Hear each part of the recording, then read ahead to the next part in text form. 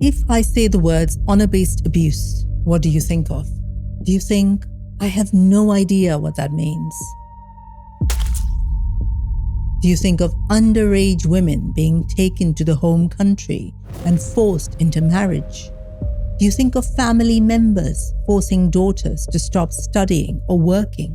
Do you think of the unthinkable, parents murdering their own daughters?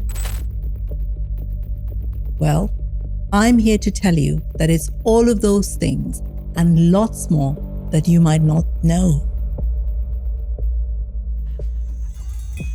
Sharam, Badtameez, Chee.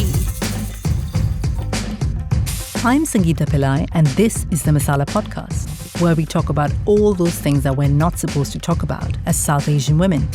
Sex, sexuality, periods, menopause, mental health, nipple hair, shame, and many more taboos. Welcome back to Masala Podcast, winner of 6 British Podcast Awards and the UK's biggest South Asian feminist podcast. Join me, Sangeeta Pillai, as we explore cultural taboos.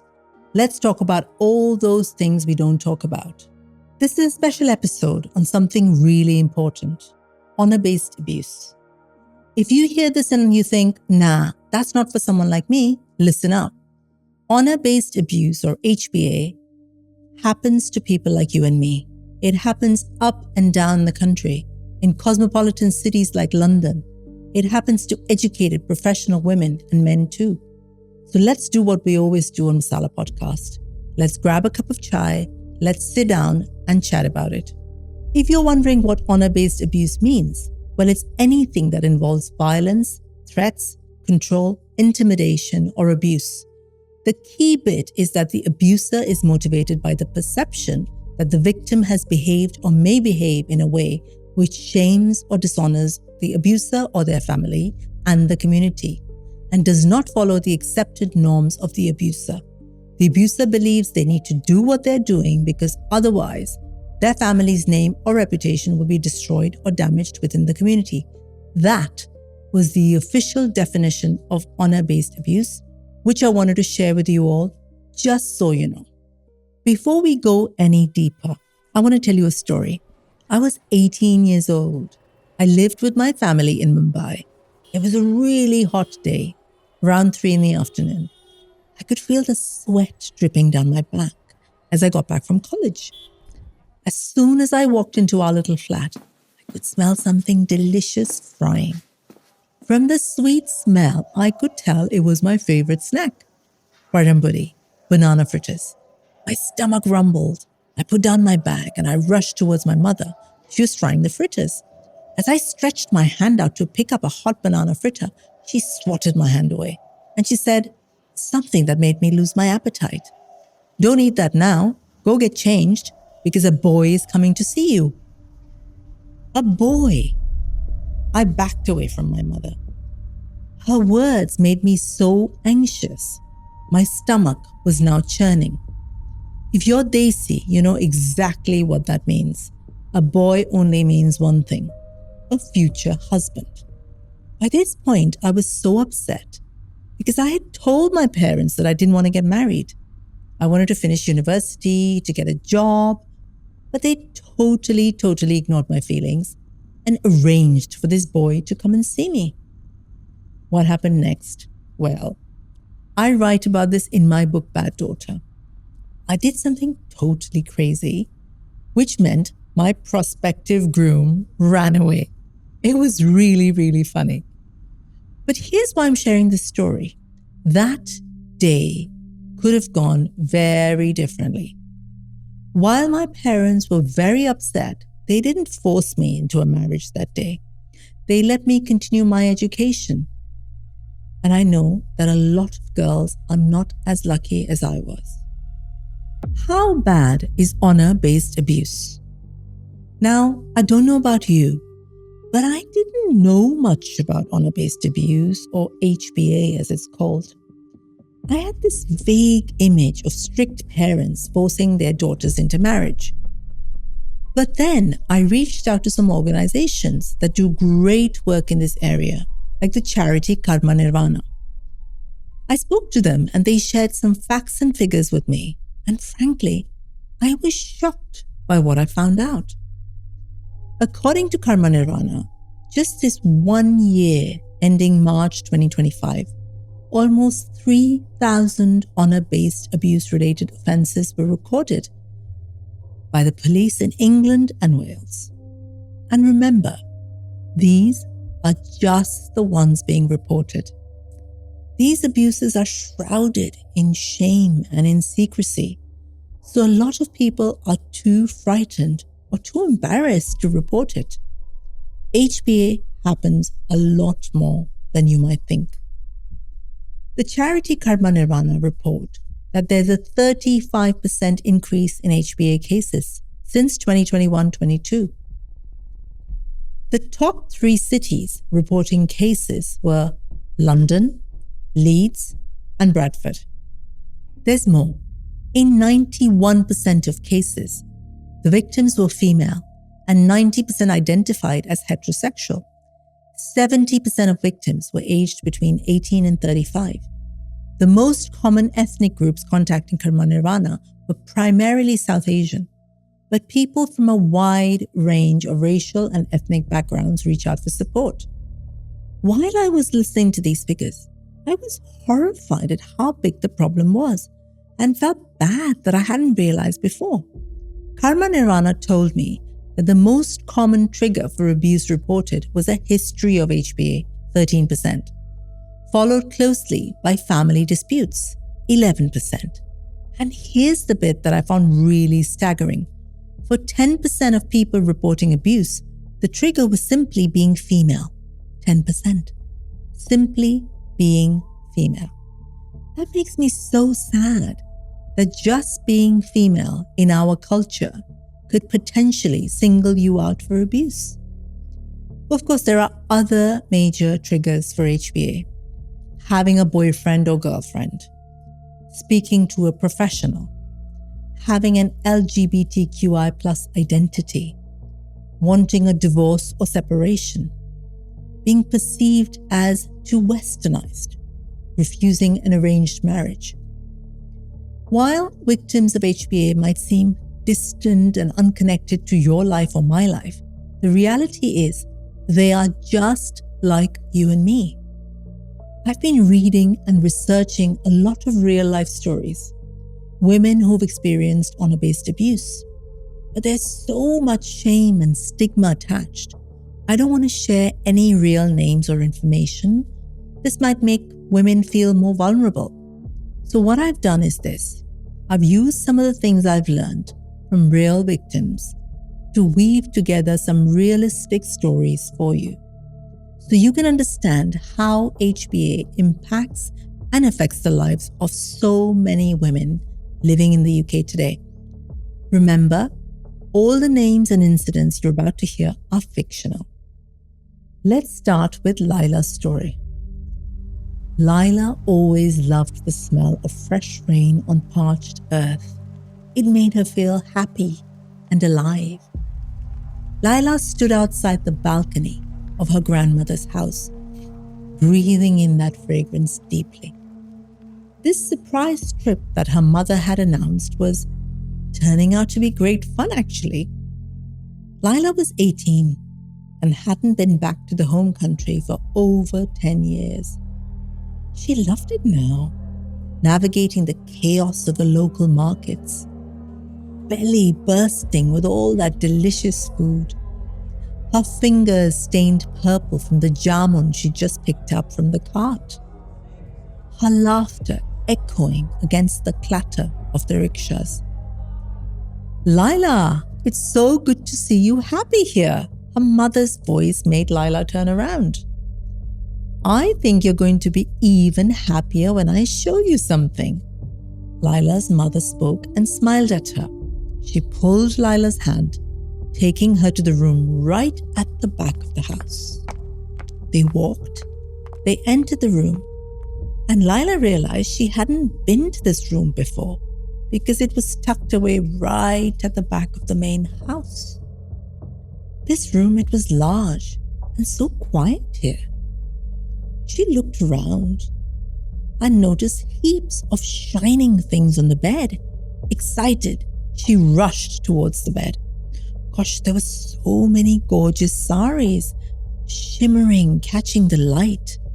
And look, boxes and boxes of jewelry. Lila excitedly picked up the boxes, each blue velvet box revealing shining treasures. So beautiful, she said. Who's all this for, Ma? She asked her mother. Mother smiled and said, They're for you, beta, to wear at the wedding. Lila said, Whose wedding, Ma? I didn't realize we were going to a wedding. Lila's mum. Her smile disappeared from her face.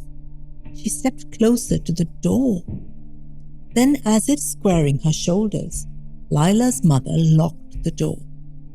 She turned around. She looked straight into Lila's eyes and said, Your wedding is in 2 days' time. Lila just froze. Everything in the room seemed to freeze too. She could see the dust motes hanging in the air. She could hear the ticking of the ancient grandfather clock on the wall. It was like she had lost the ability to speak. All she could do was stare at the little window outside, where a sparrow was hopping up and down on the branches of a tree.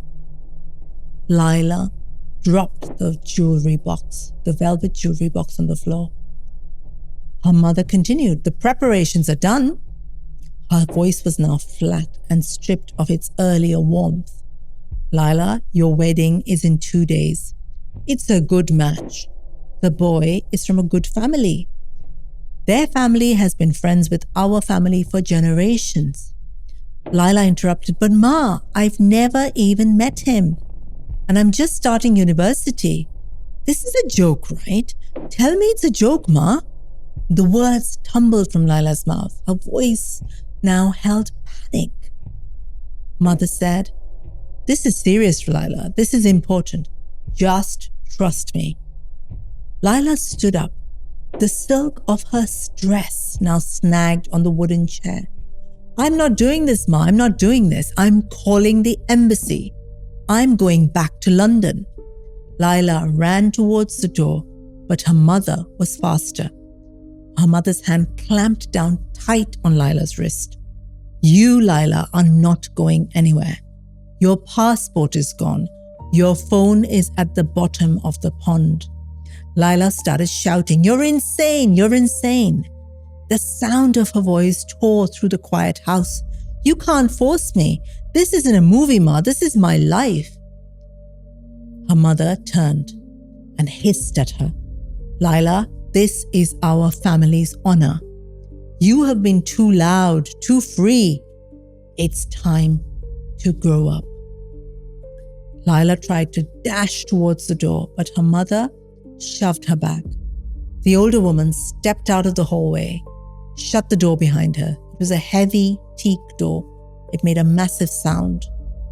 The sound of the iron bolt sliding into place was so loud.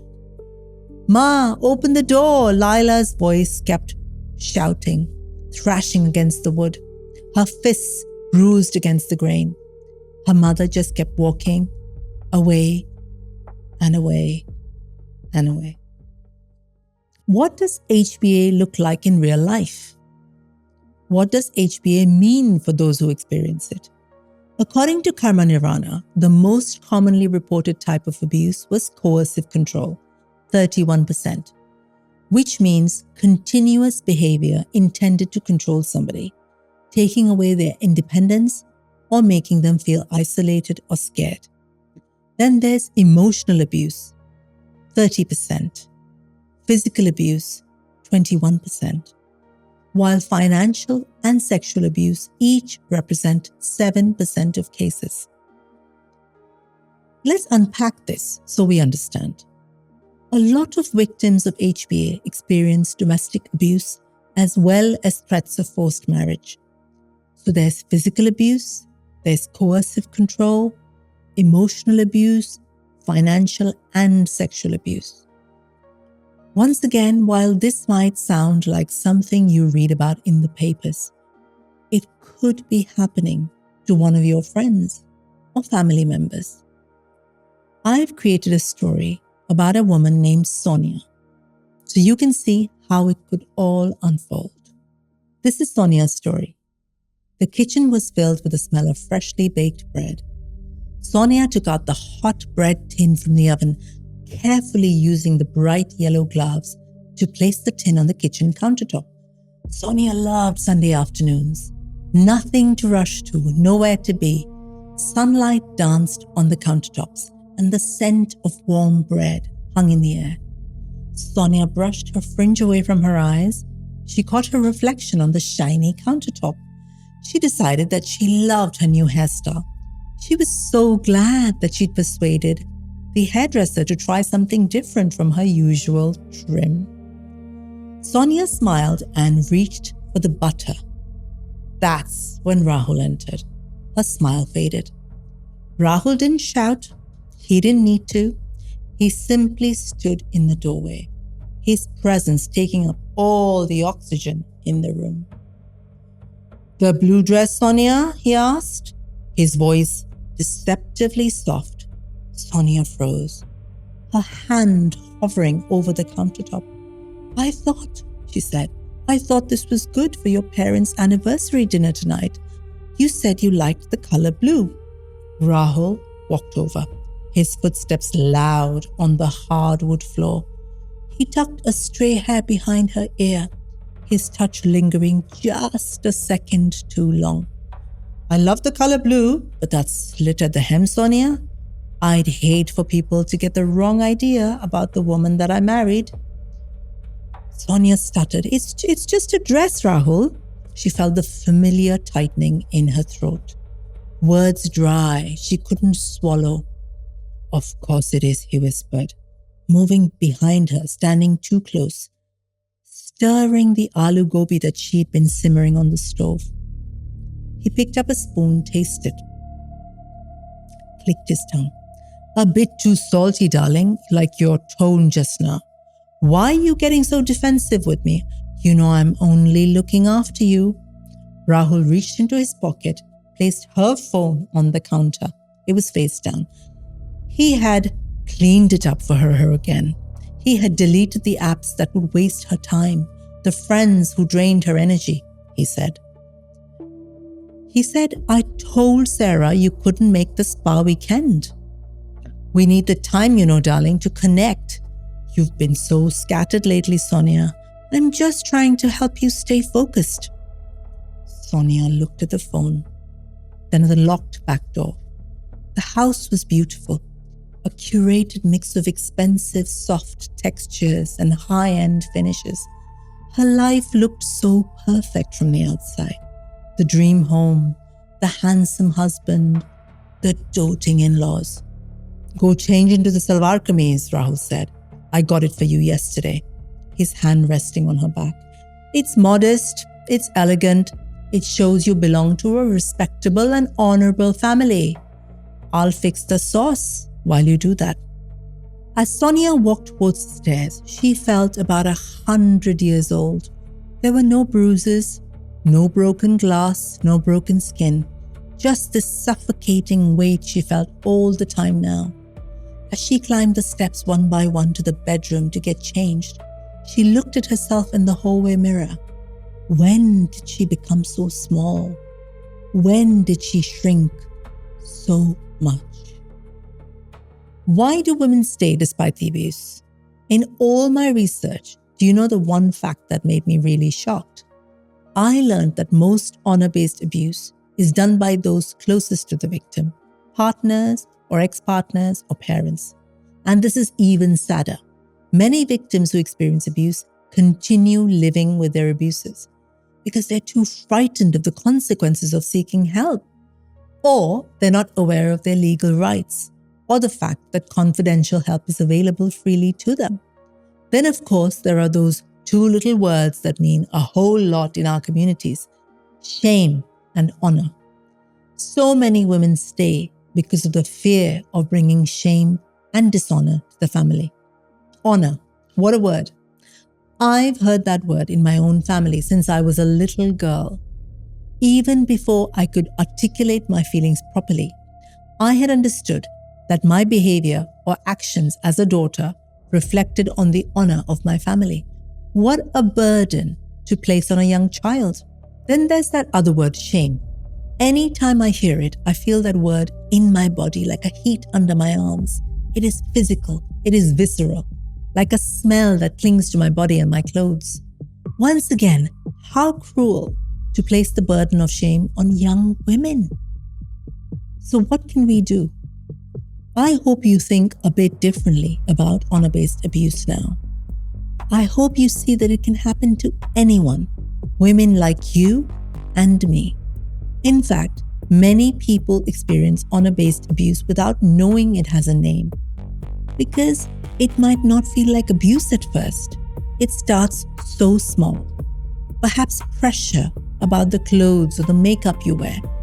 It might be objections around the kind of friends you have. It might be shutting down your career choice. It might be totally rejecting your choice of partner. You might ask, well, that could happen to anyone.